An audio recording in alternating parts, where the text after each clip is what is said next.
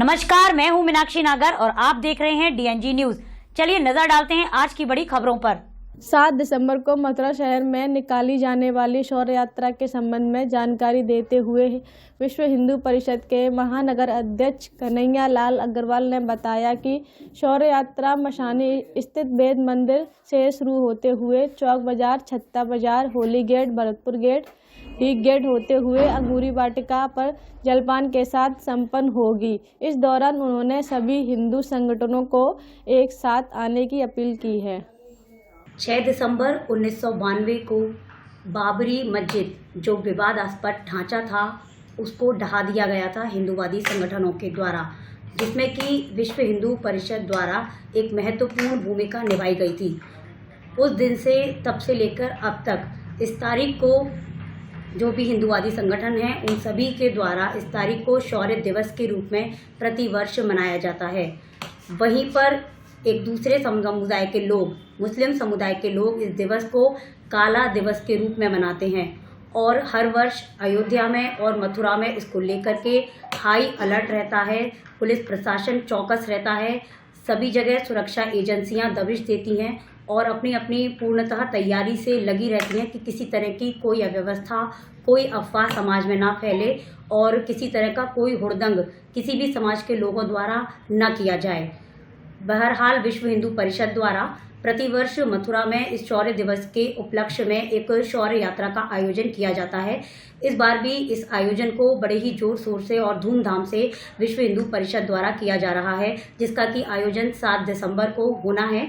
उसी कड़ी में हमारे साथ मौजूद हैं विश्व हिंदू परिषद के महानगर अध्यक्ष कन्हैया लाल अग्रवाल जी। सर से करेंगे बातचीत और जानेंगे कि इस बार की जो शौर्य यात्रा है वो किस तरह की रहने वाली है और क्या क्या विशेष इस शौर्य यात्रा में इस साल रहने वाला है। सर, सबसे पहले तो आपका बहुत बहुत स्वागत। बहुत धन्यवाद। सर, शौर्य यात्रा 6 दिसंबर को तो शौर्य दिवस मनाते ही हैं, 7 दिसंबर को इस बार शौर्य यात्रा का आयोजन किया जा रहा है, तो क्या कुछ विशेष और क्या कुछ खास रहने वाला है इस बार जो शौर्य यात्रा निकाली जा रही है? देखिए, एक तो शौर्य दिवस हमारा तय नहीं है, उसकी तारीख कोई तय नहीं है। दिन तय है गीता जयंती 6 दिसंबर 1992 को। इस दिन ये मुगल आक्रांताओं द्वारा बनाया गया धर्म स्थल को जो हमारे संगठन के कार्यकर्ताओं ने और राम भक्तों ने ढाया था, उस दिन गीता जयंती थी। तो हमारा दिन गीता जयंती, चूँकि गीता जयंती निश्चित दिन नहीं होती, कभी 7 को पड़ेगी, कभी 15 को पड़ेगी, कभी 8 को पड़ेगी, तो हम 15 दिन का वेरिएशन 6 दिसंबर के आगे पीछे रखते हैं। तो इस बार हमने 6 दिसंबर के अगले दिन ही 7 दिसंबर को ये कार्यक्रम रखा है। ये कार्यक्रम वेद मंदिर मथानी से प्रातः 11 बजे एक सभा होने के बाद, पहले सभा होगी जिसमें परम पूज्य विश्व भागवताचार्य श्री देवकीनंदन जी महाराज का हम सबको आशीर्वचन प्राप्त होगा। उसके बाद उनके द्वारा झंडी दिखा करके ये यात्रा नगर में भ्रमण के लिए निकलेगी। ये यात्रा लाल दरवाजे से चौक बाजार, स्वामी घाट, होली गेट, भरतपुर गेट होते हुए डी गेट पर इसका समापन है। प्रशासन ने हमको अनुमति भरतपुर गेट तक दी है, तो भरतपुर गेट तक यात्रा का अनौपचारिक रुकावट हो जाएगा और उसके बाद कार्यकर्ता अपना प्रसाद और झांकी का पूजन, वो सब कार्यक्रम हमने डी गेट पर अंगूरी वाटिका में रखा है। प्रशासन का ऐसा सहयोग था कि भाई आप हमको सहयोग करो, तो हमने उनकी बात को मानते हुए यात्रा का स्थल डी गेट तय था, अब इसको भरतपुर गेट तक कर दिया है और डी गेट पर यात्रा का पूजन और प्रसाद वितरण कार्यक्रम डी गेट अंगूरी वाटिका पर ही होगा। इस शौर्य यात्रा में क्या कुछ कोई आकर्षण का केंद्र रहने वाला है? शौर्य यात्रा में आकर्षण का केंद्र तो उत्साही युवा कार्यकर्ता है। बाकी इसमें 2 बैंड हैं, 2 झांकियाँ हैं, भगवान राम की, भगवान हनुमान जी की, और गदा लेकर के कार्यकर्ता, भगवा लेकर के कार्यकर्ता, और हम और आप सभी समाज, हिंदू समाज इसमें उत्साह के साथ डाल लेंगे। लगातार ऐसा भी सुनने में आ रहा है कि कुछ हिंदूवादी संगठन से जुड़े लोग जो हैं उन्हें पाबंद किया गया है इस चौर्या में शामिल न होने के लिए। ऐसा उनसे आग्रह किया गया है प्रशासन द्वारा कि इस शौर्य यात्रा से उन्हें दूरी बनाकर रखनी है। क्या ये बात सही है, और अगर सही है तो आखिर ऐसा क्यों है? नहीं, प्रशासन का ऐसा प्रयास नहीं है कि शौर्य यात्रा में न निकले। प्रशासन ने 6 दिसंबर यानी आज का जो दिन है जी, उसके लिए उनको पाबंद किया है कि वो पूर्व में जन्म स्थान के आसपास उनकी 6 दिसंबर को गतिविधियां रही थी, तो ऐसे लोग जो पूर्व में विरोध प्रदर्शन करने के लिए या किसी प्रकार का भी प्रदर्शन करने के लिए या पिछले पूर्व के वर्षों में रही हैं, तो ऐसे कुछ हिंदूवादी कार्यकर्ताओं को उन्होंने चिन्हित कर 107 में पाबंद किया है कि आप इस तरह की गतिविधियों में भाग न लें। बाकी शौर्य यात्रा से संबंधित प्रशासन का किसी प्रकार का कोई विरोध न प्रशासन का हमसे है ना हमको प्रदर्शन। शहर में बड़े बड़े होर्डिंग लगाए गए हैं शौर्य यात्रा को लेकर के।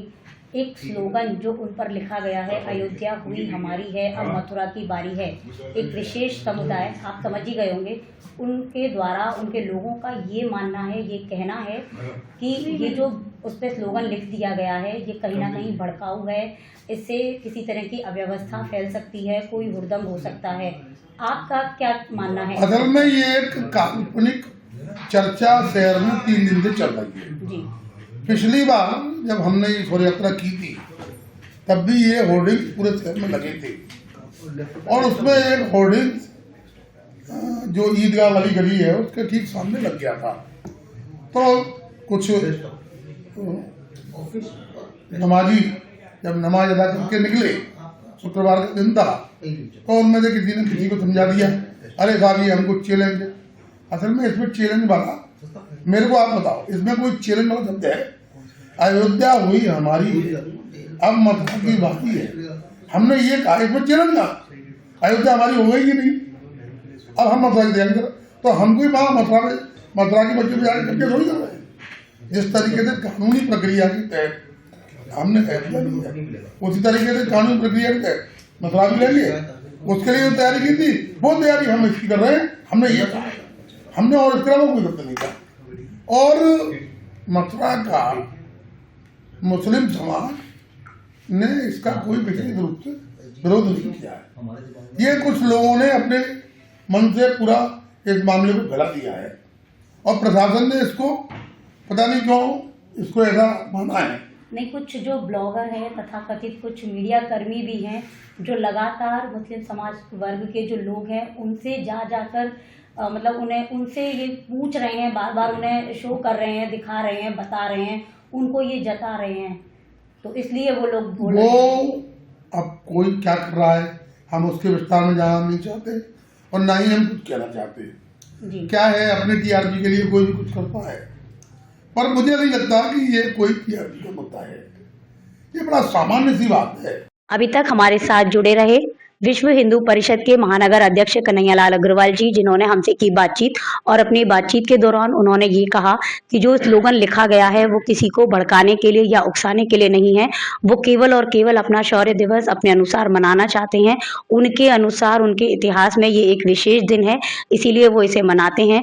साथ ही साथ उन्होंने ये भी कहा कि वो बड़े ही शांतिपूर्ण तरीके से अपनी इस शौर्य यात्रा का आयोजन करेंगे, और उन्होंने समस्त हिंदू वर्ग से अपील की है, युवा ही नहीं बल्कि सभी हिंदू समाज को वो चाहते हैं कि वो इस शौर्य यात्रा में शामिल हों, सम्मिलित हों और अपनी सहभागिता करके इस शौर्य यात्रा को सफल बनाएं। ज्यादा से ज्यादा हिंदू इस शौर्य यात्रा में शामिल हों, जिससे इसका जो आयोजन विश्व हिंदू परिषद और बजरंग दल द्वारा किया जा रहा है वो सफल हो सके।